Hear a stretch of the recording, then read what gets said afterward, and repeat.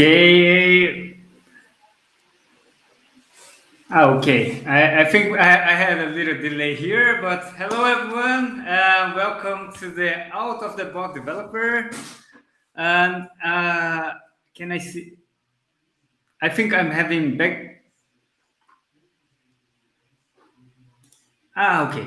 It's myself here. Sorry. I'm having background sounds here. So today we have some special guests, but I want to just call Manny and Bruno. That's always with us together. That you all already know. And so Manny and Bruno, hey, how are you, man? Hey, good to be back here on this show again. Great. Thank you, Hugo, for bringing us back here on the Out of the Box Developer. Hey, Bruno, good to see you. Hey Manny, how you doing? Hey Hugo, thanks a lot, guys. It's great. It's great to be here with you, and now, everyone here, right? It's watching us here. So if you can hear us, if you can see us, just say hello in the chat, right? We're trying to monitor the chat here so we can have a conversation with you. I see lots of people watching it, so that's great. And let me thank the guys from So Java. They're transmitting our conversation here. And whatever you're watching this, it's going to be YouTube or Twitter, it doesn't matter, right? Just say hello in the chat and let's have a conversation. Yes, and not just the three of us. Today we have a special guest, and it's a professor. It's a great YouTuber, also a great contributor on the Java community. And yeah, I think there's many things that I can add here, but I will just call him in. So, Professor Isidoro, how are you, man? Hi Hey, guys, man. nice to meet you. Very happy to be with you this evening. Let me introduce your audience. My name is Isidro. I'm a university. I'm a faculty member of Federal University of ABC in Brazil, and I'm very glad to be here to bring some I think academic point of views on your career to increase your development skills. Awesome. That's awesome. Because that's what we do here, discussing and bringing different point of views about growing in career. And so that's amazing that you joined us here. So it will add a lot on the discussion today. So thank you so much, Professor Zidro. Thanks a lot for your invitation. For me, it's a big honor to be here. That's great. Okay, so and you, they're watching us here, right? Say hello in the chat. Tell us where you're watching from, right? So our objective here today is to discuss, so Manny, you're the one planning for the day here today. So what are we going to discuss today? So yeah, we always have like tear sheet, if you want to call it, which is like cheat sheet of questions that we prepare way before the show. We put a lot of research into this, like a week before, 2 weeks before. Bruno and Hugo and I will go through this document that we have that you never see. We'll never see probably, but we have a whole brain dump of questions that we discuss and put them there, and they're very relevant to our career, our profession. You know, and it's about developers. It's serious business. So we always keep adding questions, removing questions to it. I went through it today. Hugo went through it. Bruno's always going through it. In fact, some of those questions are actually from what Bruno says. So long answer short is we're going to go through questions about developer, the quality of developers. How do you keep them? How do you attract them? How do you maintain them? How do you sustain them? How do you motivate them? And then we have some specific ones like what are the skills you need to become an AI developer, AI ML developer? What skills do you need to stay relevant, right? And this is a very generic question, but for developers, it is even more important because we become irrelevant very quickly because the technology world changes so quickly that before you blink your eye or look at the next monitor, you have another technology that you need to tackle, right? And so long. I mean, a summarized version of what we're going to be covering. We obviously won't go through all the questions, but we'll pick up a few of them, and our lovely audience here will definitely help us drive this show like they always do, isn't it, Bruno? Yes, that's right. So if you have any questions about your career on how to be a good developer, artificial intelligence, Isidro said that he's going to talk about the academic side. So if you're worried about how to grow on the academic side, that's all good. So, but no, you Manny, you mentioned some awesome questions there, right? So I love the one that you talked about, how to motivate good developers, right? And keeping them motivated as long as possible, right? So, or, how to attract good developers and keep them, right? So how about we start about discussing teams, right? And how we attract people, how we motivate people. Yeah, I don't know who wants to go first with it. We have a guest here. Maybe the guest should get a chance to go before I go. It's. I really leave it to you guys. I mean, if you can pass the buck to anybody here, it's a democratic platform here. No one, Right. no, So, there's no so hierarchy. actually, I want to start this with Hugo, right? Because Hugo, from all of us, here is a guy that has the biggest team to manage, right? So Right? Yeah. how do you do that, man? How do you attract people to your team, and how do you keep them motivated? Oh, thanks, Bruno. So, well, I believe that that's a question that still keeps me stick with me all the time. I think I don't have an answer that will solve every team, every problem that you might have in your team, and actually that's kind of part that you should be doing new stuff or thinking about your team members as unique guys and understand them, have active listening with them, and create building some kind of trust between your team. I think that's a very maybe a very broad and very generic answer, but I think that's no other way than creating trust there, and then and keeping them motivated to stay with you. So I think that's something I usually try to do, to go through their challenges, understand their challenges, and try to understand what connects better them to the project that you are working in, and to the task that they need to accomplish. So yeah, I think that's a very first thing that come in my mind. And actually, it's really tough to have this individual look for each team member. It's not a very easy task because it's not a formula that you can apply to everyone, the same formula that you can apply to everyone. So don't scale very well. So I think that's a challenge that I feel all the time. Yeah, listening to people, asking questions, and look, the best thing you said here it was towards the end, Hugo, when you said that it does not scale. Guys, leadership, it's not, you don't, leadership is a one-one thing, right? So it's a person, Yes. Exactly. personal Yeah. thing. So leadership is not about scaling, right? It's about thinking about people. That's great, man. Awesome. Exactly. So how about you, Isidro? Do you want to, you have to motivate a lot of students, Yes. and also you work on teams doing games and all that. So you have to motivate people to keep doing it, right? So how hard is that?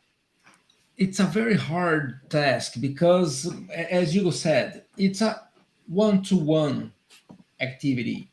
And when you are in a leadership position, and if I can say that as a professor, how can I try to motivate my students? And I think the best answer is software is about people. Software is a tool to help people. Mhm. If you don't help people, your software is just an amount of lines of useless code. And so I don't know when it happened, but in a lot of behaviors of my students, they are very, very focused on committing, on next issues, on code faster, faster. And what about your user? What about the person in the other side of your software that's going to use your software? Do you need to apply all the top technologies at this point to attend, for example, a small business, a small entrepreneur that needs your talent? How can you see this person in the other side? How can you approach your problem to make his life easier? When I try to in a lot of situations, for example, a guy who knows to make pizza, a guy who sell pizza in a neighborhood. I know how to make pizza. For example, if you want to make a business selling pizza to your neighbor, only to your neighborhood, it's obvious that you can improve your activities with a website and a small app to attain your customers. And what you, developer, is doing to your customer, the owner of this pizza business, for example. What we have to do, we don't sell only, we don't develop only a lot of lines of code. We can bring him 2 hours of rest, because in the end of the day, he's not obliged to make manual maths to check the amount of money, the amount of selling, and etc. What you are giving to your customer to getting back 2 hours before home. That's the most important thing, because you are going to solve a problem that your customer, the owner of this small business, to make a little bit better life.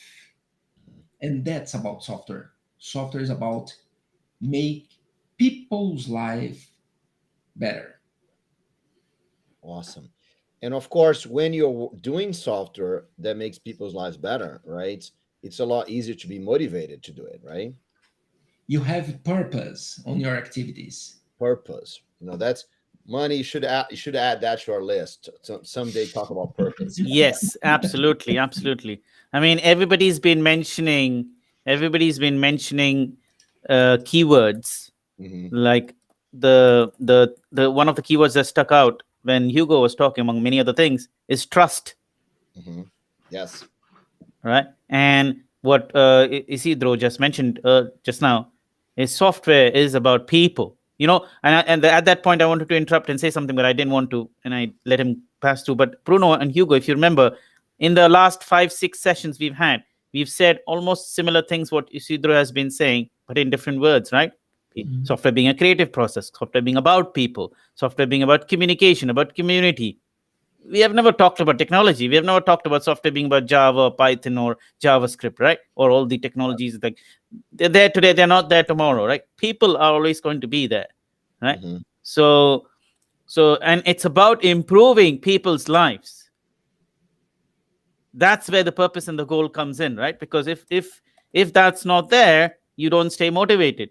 You're passionate about something, right? People have a passion. See, that's what I wanted to add to the word motivation. See, the word motivation and passion are two different things, actually. Right. If you may, what passion has emotion attached to it. Motivation may or may not have emotion attached to it. Motivation is more like a mental thing. That's how I look at it. I'm motivated because I'm goal-oriented. Passion has no goal, actually, if you go to see. Passion is just like some energy bursting out. And if it has a goal, it's fuzzy. Whereas motivation has a mental, intellectual goal, right? Because it's a target that you keep looking at that motivates you, that drives you towards that target. That's how I look at it. And here, the word purpose and goal is actually what's driving you towards that target. Mhm. But along the way, you need to have trust all along, right? Because that motivation can be interrupted if the element of trust, which Hugo mentioned earlier, is disrupted. Whereas with passion, some people can say passionate about something, even if all of these things don't work, whether there's a goal or no goal, whether there's trust or no trust, they're just passionate about it. And passion is like a loose cannon sometimes, if you may agree with me. It can be a loose cannon, right? If it's not harnessed Yeah, into right. Yeah, motivation, it's kind of a loose cannon. But it's yeah, good to have passion. You got to have passion, right. irrespective of what I say. You got to have passion, because passion will give drive to motivation, goal, purpose, will create trust. So yeah, I mean, Oops, sorry. yeah, no, go on. Because I couldn't say anything more than what all of you have already said. I don't know, Bruno, if you've contributed yet, but I didn't say anything. That's good. okay, you will be after me. But let Isidro continue with his trend of thought. What man said is blowing my mind. Okay, right now, but I think we need a very, very, very special thing: sense of responsibility. Why? Why this sense of responsibility? Because the other side is count with your effort, Mhm. needs your talent. So if you think you are autosufficient, you cannot serve your customer. Software is a profession about service, not service like for example, a business activity. Your spirit, you have to serve. You have to apply your talent, your intelligence, your skills, your organization, your sense of responsibility to attend a person, a group of people, a small business that is made of people.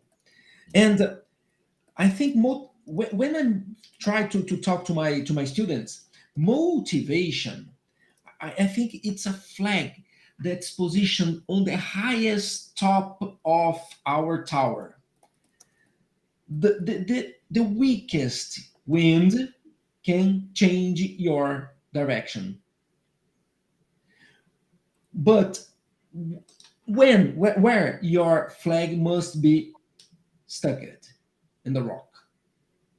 What we can what's the association that we can tell about this rock? Your sense of responsibility. Motivation must be based on sense of responsibility. For example, I can wake up motivated, but if my son hurts his arm, I will be worried about his health, and my motivation can go down. Okay, what sustains me? My sense of responsibility. I think that when I realized this, it was a turning point on my career. My sense of responsibility. I must, for example, I must release the next version to my client. I must develop the best code with the best tools that I have in my hands at this moment. I think it's a little bit contribution. What about many told me that makes my mind blow. That's great, man. So no, a couple of things that you guys said here that I love a lot, right? Responsibility. Actually, funny enough, I just wrote an email about responsibility just a few minutes ago, right? Because talking about for me, and one of the main questions he started with was about what's the best or the better developer, right? And for me, the biggest difference between a senior developer and someone that's starting, like a junior developer, for example, there's all kinds of things we can talk about this, but one of the main things is responsibility, right? When you're a senior developer, you have more responsibility. People give you more responsibility, or you take more responsibility, right? Also, that's the same thing for leadership, right? So when Hugo's talking about helping other people and getting people motivated. When Isidro's talking about motivating the students, right? It's, you know, if you don't take responsibility for your project, for your team, how can you motivate anyone, right? And so and I think that's so for me, responsibility is very important. And that's what Manu is talking about, right? He's talking about the keywords, and the keywords trust, right? We talk about trust all the time. And trust, it's also a level of responsibility. If I'm responsible for what I'm doing, and I'm responsible for my relationship with you, then we can have trust, right? Because if I'm not responsible, if I just kind of treat you badly, or if I ignore what you are and I don't take responsibility for my acts, right? You cannot trust me, right? So this whole notion of responsibility, I think that's such an important note, such an important thing for being a senior, right? And that's what I wrote in the email earlier today, because it's crazy. I know I talk with developers almost every single day. I'm having like a deep conversation with a developer, and I see, lots of times I talk with people that they are, top senior developers, they have long careers, things like this, and they act like they're juniors, right? I mean, they're still they blame their companies for everything. They blame their projects. They don't take responsibility. Nothing's their fault, right? And so you got someone that has a senior position that's thinking and acting like he was a junior. And I see the other thing the other time, right? So I actually this week I talked with this guy that he's a junior developer, but he had a previous career, right? So he had 15 years career, and then he became a developer, right? So he's a junior developer right now, but he's very responsible. He had a previous career. He's, I'm like, man, you don't sound like a junior developer, right? And then I ask you, why you don't sound like a junior developer? What's I'm missing on this conversation? And then he said, oh, no, but software development is a change in my career a few years ago. And so it's like, you can see, right? You can see the people, what he's looking for, what he's thinking about, right? And so I think that's a lot of times, the more look, guys, you're watching us here, the more responsibility you take in your life, the more responsibility you take, and you can take more responsibility, right? Just look around. Is there anything you can do? The more responsibility you take, the more senior you're going to be. Doesn't matter, how many years you have in your career. Yeah, I mean, well said, Bruno. I mean, I couldn't have said that better than how you framed it. And I mean, all this while, if you listen to each one of us, we're only talking about people and qualities, right? And that is the answer, in my sense, to what is a good developer. It's about people. I shared this with somebody today, and long ago I gave this talk. And I think I shared with you guys as well here, essential technical skills. If you remember, I'm going to share this link, and maybe later on you can share it on LinkedIn with everybody. And it is, the title is Essential Technical Skills, right? So you'll probably expect me talking about technical skills in there, right? But I'm not talking about technical skills in there. And that's the whole irony of it. And it's not very popular talk, because people are expecting me to talk about technical things, and some of the topics I talk in there are not mainstream, and so people don't buy it. But because everybody has a different view of how the technology world works, and not many people are actually seeing it the way we are seeing it. So I just shared this link in the chat. It's a 6-year-old talk, but I feel it's still relevant. It's the title of the talk is Essential Technical Skills. But all the things many of the things we talked about here, and some of the things not, are in that talk. It's only a 15-minute talk, maybe less. It's like was a lightning talk. Actually, it's a 5 or 7 minutes talk. So it's a lightning talk, and maybe you don't want to watch it now, but I would share this with the community, and that covers some of the things, and it has nothing to do with technology, in a sense. It has to do with your own technology, which is trust, motivation, passion, responsibility, all the things we talked about in this last 10-15 minutes, in the last 25 minutes actually. Cool. All right, So skillmaster.com, is that an event? Is that a website? So skillsmatter.com. Bruno, you have been there. Actually, I think you have. Okay. Because I remember having dinner with you and another LJC leader. In fact, you probably presented a talk or ran a workshop that evening. When yeah. So Skills Matter is a great place. There are great community people. They did go into a difficult situation a couple of years ago, but they have come back. They're more like an online presence in Nice. company now. So they don't have Nice. a brick mortar place. I'm not fully sure about those details, but they're doing pretty much the same thing that they were doing earlier. But they're doing so. You probably find Bruno's videos if you just type Bruno in the search in on that Skillscast page. And so that's another shout out. On that link, if you go to that link, you can find Bruno's videos there as well. He's given presentations there for sure. And there are other Brazil SUJava developers and leaders who've come to London and giving presentations, long presentations on that platform, Skills Matter. So I highly recommend to explore that. They've got massive videos, thousands of videos from so many years. So that's the Awesome. That's great. yeah. But maybe you're not searching with the right keyword, Bruno. You have given a talk or a presentation or a workshop there. Maybe it was not recorded, but you have done it. It's on record, at least. All right. So, and I want to, since you're doing a shootout for the Skills Masters, let me just kind of do also shootout here for Max, right? So we're actually streaming on Max channel. So thanks a lot, Max. It's great to be here with you, right? Also, I mentioned SoJava, right? So we're streaming on SoJava's channel. So thanks a lot, everyone from SoJava for supporting us here. And also, I think we're streaming on the channel of. You're streaming on my channel. I know that. Oh, so Manny's channel. Thanks a lot, Manny. Yeah. We might be streaming on Isidro's channel. So thanks a lot, Isidro, for being here. That's great.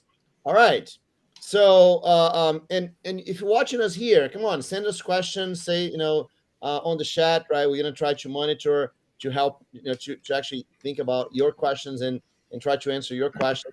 Tell us what's your biggest problem you're facing right now, right? Tell us what is your biggest dream. So I have a question here because I had a discussion this afternoon with a developer from Slovakia, actually, right? It's pretty cool, and he had this situation, right? That he's a very, very senior guy. He said he started with Java 1, right? So that should be something 96, 97. Right? Yeah, 95, 96 for sure. Yeah, right. So and one thing that I see with some people like this, right? So many years of experience, is that there are still a senior developer, right? So is there a point in our careers where we might want to move beyond senior developers? Is that a path beyond senior developers, right? So Money, I think you took that path, right? You became an independent consultant, right? And so you are now whatever you want to be, right? So can you tell us a little bit about this path, about going beyond senior and being your own, I don't know, your own boss or run your own thing? So what does it take for us to do that step? So I think it's a good point, because there comes a point. I was quite reluctant in doing that many years ago, because there comes a point in your career when you're growing, and then what's the next thing? And of course you have the corporate world that defines all these titles, but those titles mean less or nothing, right? Sometimes, because it's very subjective. A senior in one company is probably a junior in another company, for example, right? In the sense of the levels of skills and experience and all those things, right? But right? So different companies have call things different. Yeah, different responsibilities, and you have different capabilities you got to present, right? Someone senior in one company has a whole set of different capabilities than a senior in another company. But there comes up, and that's one of my questions as well. What do you do when you outgrow? And so when you realize that's when you fledge wings, right? And you move away. But then the world outside doesn't have hierarchies, doesn't have titles, right? But the world outside does recognize capabilities, does recognize qualities, does recognize the things you can achieve for the outside world. And then you stretch from being whatever your last title was on your corporate visiting card to anything and everything, because you then meet with CTOs, CEOs, stakeholders, decision makers. You probably meet with senior developers and senior engineers and senior and maybe staff or principal engineers, not as often as you would, because your work will come not through those people, but it'll come through the stakeholders, the decision makers. And then you have to start becoming more than a developer, more than a senior developer. You got to start becoming more like thinking, a bird's eye view of things, as opposed to how developers only think, oh yeah, I'll do it in Java 7 and 8 or whatever, and I'll use Python and I'll use Terraform and I'll use AWS or GCP or OCI.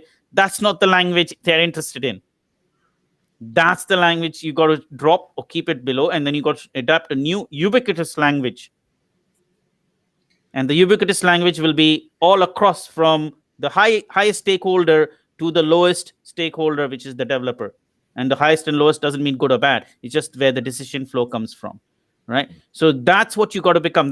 So you're becoming more than a staff or a principal engineer. I will really say, because some of the staff and principal engineers, and I'm not going to speak for all of them, they can be only doing technical stuff. They may not be even doing stakeholder related stuff. They may be knowing stakeholder management, but when you then have to do what independent developers and freelancers have to do, you have to become you got to speak the language a CEO speaks, CTO speaks, all the management people speak, business stakeholders speak. You got to then grasp their problem, translate into a technical solution, and relay it back to them. But also you got to work with their staff, and their staff will be principal engineers, CTOs maybe, senior engineers, junior engineers, contractors they might have from another company, so on and so forth. The list just goes on. So you are actually doing way beyond and more than a senior engineer is doing. People hardly recognize this. It's not a very great thing in the industry, but this is what happens. Yeah, you got a lot more when you do those steps, right? You get a lot more influence on what's going on, and a lot more influence in your company, right? That makes a big exactly. difference. Yeah. Exactly. So how about you, Isidro? Isidro, you are, I mean, although you are a university professor, you also run your own company, right? So, Yes. so you did take that step, right? I'm not sure if you're working for a company or something like this for you to be considered senior, right, in a company, but you're running for your own company. So how was that step of you run your own company, having a product and having an office and run your own stuff? It's a very interesting thing, because I got two different paths. If you consider my academic titles, I think I got the highest academic title that I could get, the PhD degree. So you're a senior on. For an academic point of view, I think I got the senior degree on my career. Okay, but what can I think about seniority? Is that right? Seniority, okay? I think it's about technical skills. It's, for example, I think I often talk to my students and to people next to me. Seniority is when you have a problem involving a company, not a system model, the whole company. And you can interfere on this company using the best technology tools available at the moment, that you can lead a team, you can conduct a team, you can lead people to use that technology and perform on it. So, for example, when I am on academic stuff, research, I have a lot of students, for example. What are the best technology tools that I can offer to them? That's a point. I think I can be more senior when I try to lead them to a solution. So if they have technical problems, I can be with them to solve this because I can handle these technology tools, and I can teach them how to use it better and how to perform on it. When I look, I go to the business path on my own company. What can I offer to my customers, to my clients, or to the companies that I work on with my company? What are the best tools that I can offer to them to make the best experience, the better I can, and how can we perform using this technology, looking at the business. So what's the main point of this? Seniority is about responsibility and technology skills together Mhm. to look at the whole company, not one product or not one system, not one software, the whole company. Nice, I nice, think it's a little bit about this. nice. I like that a lot. Yes, being I think that is the biggest difference between a senior developer and the beyond senior developer, right? So the senior developer usually focus on one project, one thing, and the beyond senior developer is a guy that's kind of thinking about the whole company, right? So that's an awesome thing. You see, awesome. How about you, Hugo? You are working for a company, and and you're leading a team. You are actually going on that path of being a beyond senior developer. Um, Inside a company. So what do you think it takes, right? So what are you doing that people should be doing too?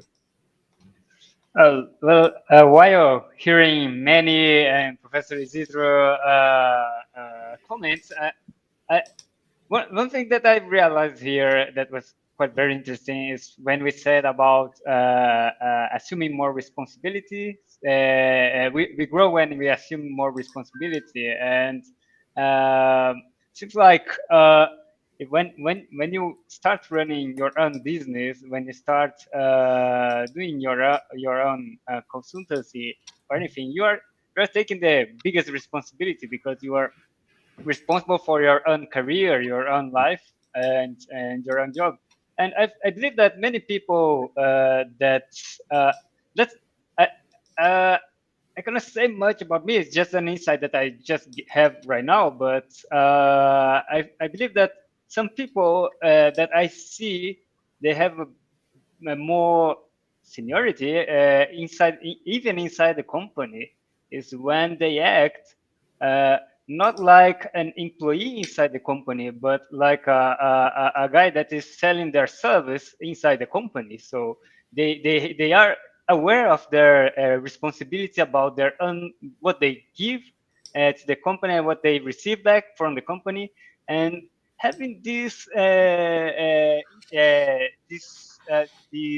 grow and control of themselves. I see that people much more mature about the decisions that they make, about the how they behave inside the company, because they are acting like people that is really responsible about what they deliver, Mhm. and also about their own business, that is themselves, their time, and their skills. So yeah, I think that's something I think it comes in my mind about seniority. And I believe that people have this maturity, I believe that is much beyond other senior developers. That, like I said, it's a more a closed scope about their tasks. Even if they do very well, if they are very skilled, they are very constrained in their in a scope that are already predefined or defined by someone else. And yeah, I think that's something that comes in my mind. Okay, that's great. And you got some interesting responsibility inside your company, right? Oh yeah. Because there's several people that left your company, and then you had to to regroup everyone, and then you have to attract new people. So how hard was that, right? So what was, did you have to technical guy? Do you have to just focus about people? Because that's a question we get a lot, right? Do I have to Yes. be a technical person to grow? And yes, I believe that any company where you work, you have this rotation of people, and if you are in a leadership position, a manager position, you probably will have to deal with this kind of challenge. And Mhm.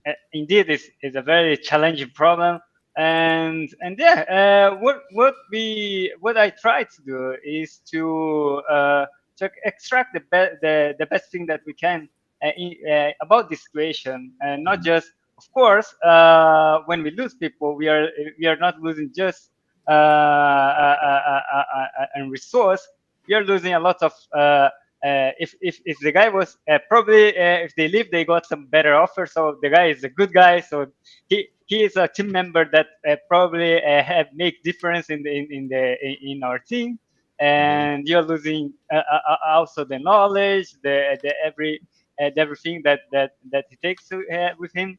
So, but I tried to understand what kind of things that made him made the offer better. What kind of thing that we can do better here inside our company that can that can be more keep the motivation. So as we said, like leadership is a 101. So I try to keep understanding each person individually as a unique person, as a unique team member, and try to understand what they are looking after. Try to help them connect with the company, because that's something that is very interesting. Some people, I think I can also tell about myself. When you are young, you don't have this connection very well. You don't have the focus very well clear with you. It's not so natural to have this kind of understanding. So helping sometimes they have many things to connect with the company, and they just don't see what they are focusing and what they can do inside the company that will help them grow inside the company and help them grow in their career also. So I Yeah. try to connect this help them connect with this. And sometimes, we have to understand that sometimes people leave for reasons that we cannot compete, right? So, for Yeah. example, we had in my consulting company, we had a guy once that was awesome developer, and he wanted to be a country musician, right? So he left for that, right? So, and sometimes, we have people that, for example, I have a mentee that, he loved his company. He was working in an awesome company, but then he got an opportunity to move to another country, right? So that is, there's something you cannot compete. Or Manny, for example, right? Whenever Manny decided to leave his company to become an independent consultant, right? I mean, like, I'm going to run my own company. I'm going to be my own boss. So sometimes there's no competition with what you're going to do because it's an aspiration that other people have, right? And I see Max saying here. So hey, Max. So Max is here. Not only we're streaming to his channel, so thanks a lot, Max, for that. But also he's here with us. So hey, Max, how you doing, man? So you got here in a good time. Actually, we got to the end of that subject, I guess, right? Because anything else, Money or Isidro? I run out of questions for you guys. Are you talking about how to attract good developers in a team or to keep them? I mean, the questions are kind of related, right? Yeah. Yeah. I mean, between Hugo, yourself, and Professor Isidro, I think you covered it all. But it's really a tough question, right? One of the things I think about is to always keep people inspired. It's a hard job, but that kind of is the key, because it's for me as well. If I want to do something, I need to stay inspired, right? It's the same thing with Hugo and I working on this project that we're working on. The reason we are working on it, we both are inspired. Of course, we are tired sometimes. We don't have the time sometimes. Sometimes there are other priorities. But the back of our mind, we are always thinking of this project because we're inspired by what that project can bring. Like There are so many connecting parts. Like we gave a talk the other day, and Hugo already explained all the things he understood about the project without me having to explain to him, because he was already inspired by it the moment I introduced the project to him. And then he read a few things, and he was able to connect the dots. That's what the power of inspiration is, right? Is able to take you to the next level. Is able to connect you and in sync and bring you in sync with the other people who are also inspired about the same thing. I don't know if you've had these moments where, like, you walk into a conference after a session is finished, and you're in the lobby, and few people are like inspired by this talk because they talked about the technology that all of you are interested in. They said, "Oh yeah, and we can have this feature in. Oh yeah, I was thinking of the same feature. Oh yeah, and we can have this function they'll call the other function. Use this library, and yeah, I was actually there is a project already that way. Maybe not exactly what you're talking about. Have a look at this. There you go. Connections made. Why?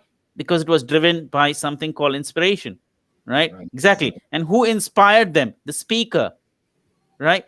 The speaker was the leader there. Look, man, you mentioned who inspired them, right? I gotta say that, right? So because Max agree with you, he says that the key is to keep devs inspired, and then Exactly. he said, you know, great to have awesome to see great people here. My references, right? So you guys are inspiring Max right now, and you're inspiring lots of people. So that's great, right? So thanks a lot, Max.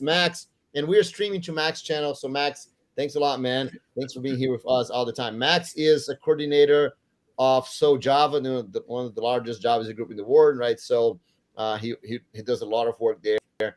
Thanks, Max, to be here with you, man. Thank you, Max, for adding so much value to our channel. I thought it was very, very, and you know, and as you're saying, Manny, you know, this inspiration is important, right? So when the speaker inspires, when you inspire people, you can change their lives, right? Absolutely. I mean, my whole career happened because of inspiration. I had this fantastic principal. I went to a Catholic school, even though I follow a different belief. I went to a Catholic school, and the principal who came in, I don't know, about 10 years after I went, in schooling, and he really was about inspiring people. He would do very little things. He would do simple things, but he would instill inspiration, right?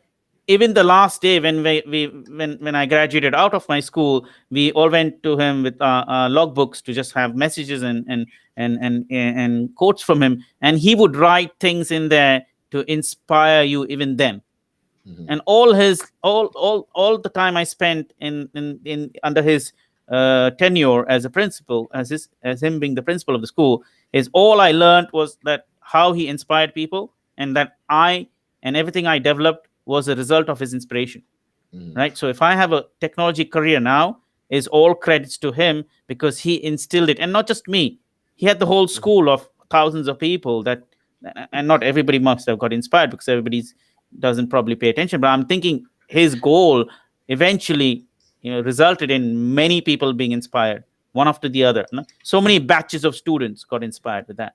So it comes from that one person, and all he did is very, very little, small, simple, subtle things, but important things. So his way of inspiring people, right? Some people speak and inspire. Some people write and inspire. Some people paint and draw, make music and inspire.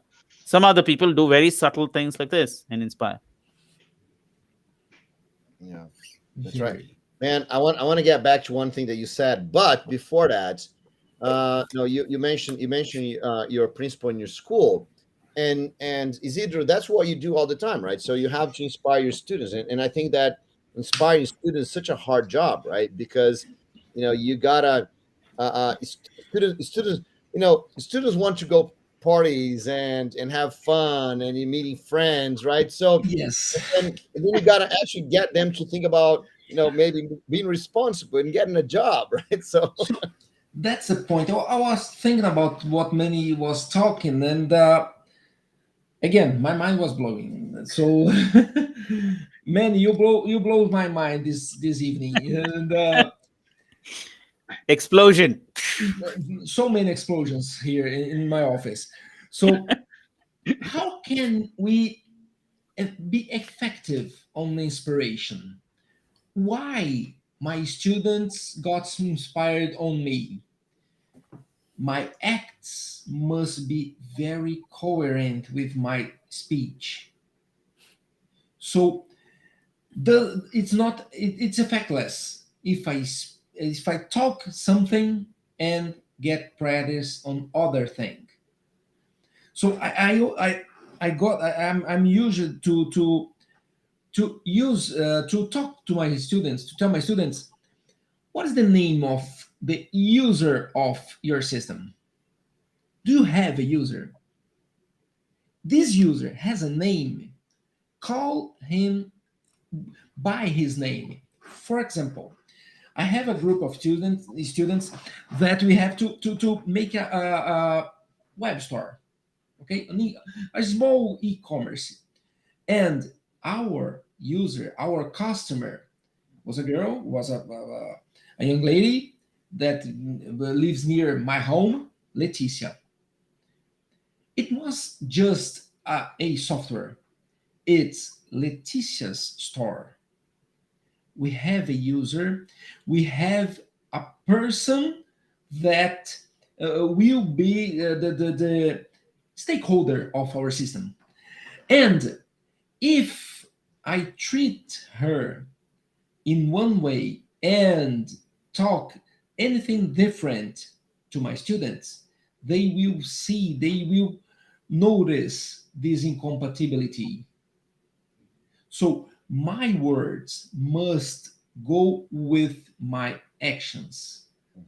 That's the key of inspiration. People who see you talking, who hear your speeches, must be your day by day actions. And okay, this guy practice what he says. That I think, and that's in this is about responsibility. I cannot say something to my team that I don't believe, that I don't practice, that I don't put in my day by day routine. I think that's the point, and how to keep people inspired, because you most of times is the only sign they can see in a no, no, in a very cloudy environment. You should, many people see you, watch you like a point of light. And that's the very difficult test, because you keep responsibility that is not yours, but so that's yours. Those people are my responsibility. At the least, I must lead them to a difficult, but, for example, to a path that we know where we can reach. Awesome. Man, this whole thing about saying one thing and doing another one, I always tell to my mentees and my students that want to be good speakers, right? Is the thing that I was going to an event, an international event, many years ago, and I was in the airport, and I saw this guy kind of being very, very rude, to some attendee in the airport, and I was like, why? What's the reason? Why? I know you're tired. I know you are in the airport. I know maybe you're late or something. But why? Why are you going to be so rude to a person, right? That's just working the airport. And so, I didn't know the guy. I was just kind of looking at him and like, why, right? And then I come to the event, and I'm there in the event. And then at one time, people say, "Oh, yeah, we're going to have this awesome speaker, blah blah," and then the guy just walks on the stage. I'm like, right? He lose our credit. I mean, of course, no one in the event knows what he did, but I know, right?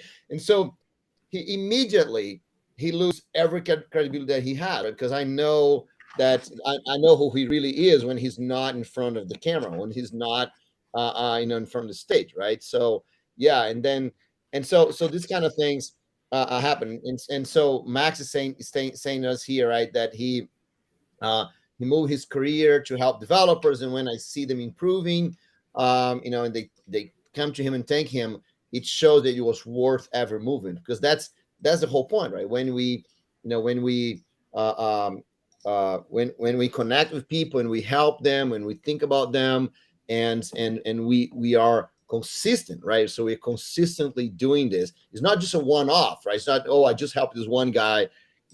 We even people that don't want to help, right? We eventually help someone, right? There's this parable that Jesus talks about, right? That even the bad judge will help the lady that knocks on his door late at night, right? So but I think the consistency, right? Doing this consistently, doing this all the time, right? Doing this over and over and over again. That's what's going to make a difference. That's what makes a difference for you, for your career, for everyone around you. Yeah, absolutely. I mean, I couldn't have said anything better than what Professor Isidro and Bruno said. I mean, if I have to sum it up, it would be something like, you got to practice what you preach. You got to make it part of your life. But Right. it's also, people look up to you as a role model, which is what I think Professor was saying earlier. And hence, you have to project a personality that is serious and can be trusted, right? Because it's a hard role and a responsible position, right? Once you have people looking up to you, it's a very responsible position. You can't just do anything that is irresponsible, like how you explained earlier about that speaker. And it will show up because, as you said, you know about it, but maybe eventually some other people will find out about it, because you can't have a behavior like this that will stay hidden for a long time, right? So some people will have more work to do on themselves, and some other people less. But we have to remember, it's a responsible position, which is what I think you mentioned earlier as well, and Professor also mentioned about the responsibility element of this. It is serious business. It's not walk in the park, right? It's not cakewalk. But Manny, there's one thing you said, man, that I said I was going to bring that back, because I thought for me it was so important. And I just want to bring attention to the thing you said, because you really said you got to pay attention, right? And I think that part of the responsibility, part of being a leader, part of growing a career is giving attention to things, right? Because when whatever we put attention on, that gets done, right? Whatever we put attention on, that grows, that improves, and so I really think that this whole a lot of the discussion here can be summarized for the thing that you said, right? Paying attention to things, right? So I would totally I think that's very important for you to pay attention to your team, for you to pay attention to people around you, for you to pay attention to your code, for you to put attention in your career. A lot of people just kind of do things without knowing why they're doing things, right? So attention is such an important word. There is actually another word, I don't know if you've heard of it, and people have mentioned this to me, is conscientious. Okay. Yeah. Which is being conscious about it. It totally covers this attention thing, because the moment you're conscious and conscientious about things, and it's mostly about people and situation, then your actions are automatically geared towards the adjustments for those situations and people, so it's in harmony, so it's in the best interest. And as a leader, as a responsible person, as a mentor, conscientiousness becomes more and more important.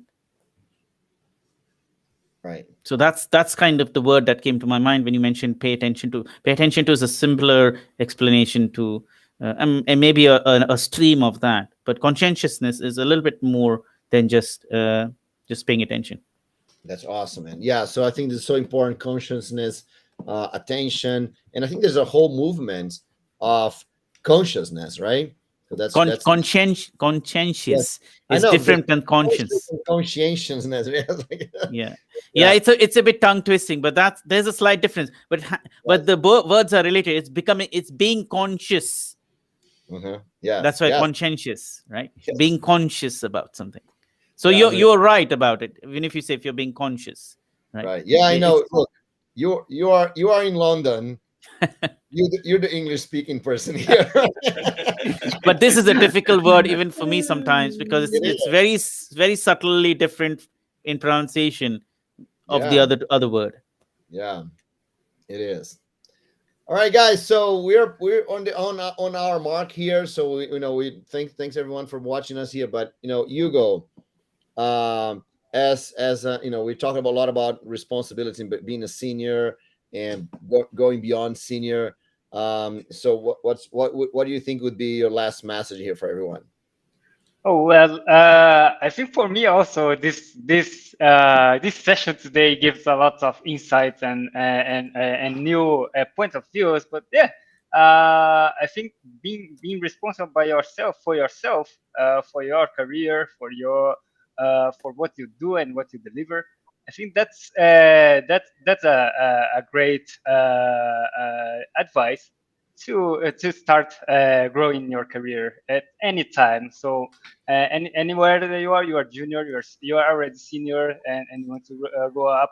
Even if you are beyond senior and you still want and still looking to grow, I think that's always a valid way to grow. Right. So one thing, I kind of start wrapping things up here, but one thing that Money just remind me is the out of the box book recommendation, right? And I was gonna forget about that. Sorry about that. So Money, how about you start with that? Because I'm already gonna paste your suggestion here in the chat, right? So that's Money's suggestion right here. So I have two books this time, and both are non-technical, but one of them is related to software development, and the other one is kind of related to science. Not kind of, but it is related to science. But it has another angle to it. So the first book is Specification by Example, which I highly recommend every developer read, even the ones who are just starting to learn to code, because this is something we miss out in our journey. I learned it only 10 years or 15 years after the fact, but I think I should have learned about this just about the time I started learning to write code, because this teaches you the thing about ubiquitous. Remember I mentioned about ubiquitous language across the whole stakeholder business, from the stakeholder, the high stakeholder to the lowest stakeholder. This ubiquitous language is so important, because that way the message is not distorted through Chinese whispers and echo chambers, right? And so the same message goes across from the highest stakeholder to the one who writes code, deploys it, maintains it, monitors it, because we all speak the same language. And this book is a great book to start with, Specification by Example. There is an example of Spotify's engineering team that uses it and uses similar techniques or the same techniques. And so I highly recommend that book for developers on this stream and everywhere else. And the other book is QED by Professor Richard Feynman, which I think everybody on this channel should know about. And I already see Isidro nodding his head, so he is aware of it. And the reason I recommended his book is, again, to do with something called simplicity. This gentleman was a genius. He would take very, very hard topics. And that book is not much. It's actually, I have a copy of it right here. I love this copy because it's old. But this book, if you see, it's hardly, not even 50 pages. I'll tell you, how many pages is it? Yeah, something like that.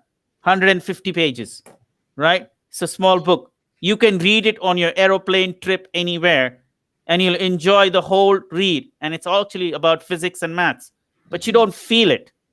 But he's given all the top-notch expounding ideas that many of the top physicists actually are not able to explain properly. And he's explained in simple words and diagrams. And so that's the level of simplicity we need to work in. And Richard Feynman was a highly gifted physicist, and he knew many things about physics, but he wrote things very, very simply. So how many people in academia and scientists and physicists are able to do that, or computer scientists or engineers able to do that? That's where we want to be. Hence that second recommendation of the book I shared. And if you guys have any other shares, please go ahead. Yeah. Okay. So I'm gonna do a book here that has everything to what we discussed here today, and it's a book by a friend of mine. I'm sure friends from many also, Ed Burns, right? The Secrets of Rockstar Programmers, right? I think this book is an awesome, right? And so we're talking about here about being a senior developer or being a post senior developer, right? So this book here has it all, right? So I know that there's a book that's making rounds now. That's the staff engineer book that talks about the Beyond Senior one, but this book here, it goes all the way to the top developer, right? So Ed Burns went on and got a list of amazing developers, right? So just some names here: Rod Johnson, right, inventor of the Spring Framework. Ariane Collier, pioneer of aspect-oriented programming, right? And Flod Marinesco, co-founder of serverside.com, right? And James Goss also here, and so many others, right? So, so Ed Burns went and interviewed those guys, and he did the cool thing that he did is that he created this tables, right, where it had all the top developers and the skills, right, that they mentioned, right? So it's an awesome book, right? So it really shows the secret of the rockstar programmers, right?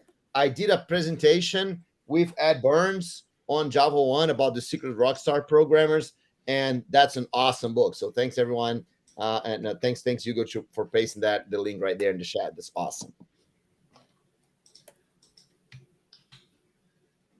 And okay, and wow, So from my side, I think I didn't prepare the book here. That's Hugo. So Isidro, you have a chance, right? Because Hugo's gonna do now. You have a chance. Okay. So to get your book. So yeah. I have one. No. Hugo's gonna talk first. So to get. Okay. Hugo, go ahead. Or maybe the other way around, Hugo. If you don't have yours ready, you can get Isidro. Yeah, unfortunately, I don't have today. I think I will repeat one of the books that I really like to read. The 21 Lessons from the 21st Century. I think it was a very, very good book to have this broader view of the world and the world issues. So I think it's a more about this having a broader view of your responsibilities. I think that will be pretty helpful. And I like really much the lessons that he shares here in this book. I shared the link here, and yeah, I think that's for today. Good. That's awesome. All right. So how about you, Isidro? We didn't even prepare you to have the book. We had our book session, but fortunately, I have this. This book. Wherever I go, I keep this book. It's not a technical book. It's a reflection one. It's a hardcover, okay. But the first one, it's compiled of 3 volumes. But the first one in Portuguese, the name is Caminho. In English is The Way. The author is Joseph Maria Escriva, and now he's a saint, okay? And it's not a book that you can read usually. It's a set of paragraphs that you can read individually, each paragraph, and make reflections about it. It's about maturity. It's about purpose. It's about do the things you have to do. Sense of responsibility. It was, for me in my career. It was a turning point reading this book. Awesome. That's great. So even our guest got. So one thing I want to mention. So all great books. That's awesome. All right. So. Come on, guys. We're way past the time here. So Hugo already finished a little bit here. So I'm gonna. So how about you? Do you wanna say something, Manny? Well, a closing thing would be to keep watch all our sessions, but this one has been reflecting on even more deeper topics, and also we have a guest who has brought in quality content for this session. And with that, also I want to thank everybody who's been on the show, the organizers, the guests, and also the viewers, because without you, we wouldn't be here, and the contributions you make, and Max has been also contributing. So thank you, and my gratitude to everybody, because this keeps me coming to the show every time.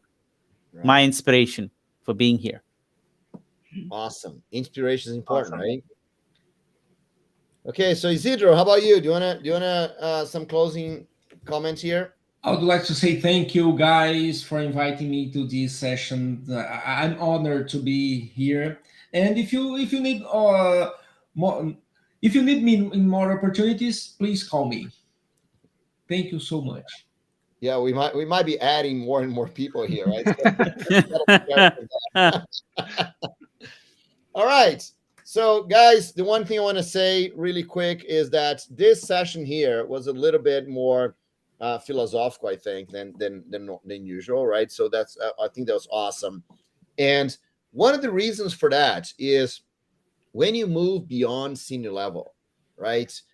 The rest of the things is start having a very, very important thing. So one thing that I want to say, one thing one claim of fame that I have is that I opened twice for Iron Maiden, right? And so the reason for that is because Bruce Dickinson was in Brazil a couple of times at Campus Party, and I was the guy that brought him on stage and was talking to the audience right before he walking in. And so Bruce Dickinson says something that I keeps I know nothing about music. I have but Bruce Dickinson says that the difference between a amateur or a beginner musician and a top rock star musician, actually he said a professional but not rock star musician, like a normal musician and a rock star musician, it's not the music, right? Because the music, you have to have the music to be a musician. So the difference is the rock star musician is thinking about other things, right? Is the rest, right? That the beginner or the amateur musician does not thinking about. And that's what's going to take you beyond a senior position. When you think beyond the technology, right? When you think about the rest. So I love this session here. So thanks a lot, Manny. Thanks a lot, Isidro. Especially thanks for Hugo to organize all this for us. But thank you all you guys, because really, being here and thinking beyond the technology, thinking outside the box, that's what we're here for. So thanks a lot. So Antonio says thank you. So thanks a lot, Antonio. Antonio says great presentation. I enjoyed this. Thanks a lot, Antonio. That's awesome to be here with you. Thanks, man. Thanks, Max. Thanks everyone that's participated here with us. That's awesome. So Hugo, up to you, man. You close it. Oh, yeah. Sorry, guys. So thanks everyone. Thanks for watching, and hope to see you on the next session. And yeah, special thanks for Professor Isidro, that's our special guest today. And hope to see you also and more times in the future. Thank you. Bye-bye. Let's have some animation, Hugo. If you can play some animation for us.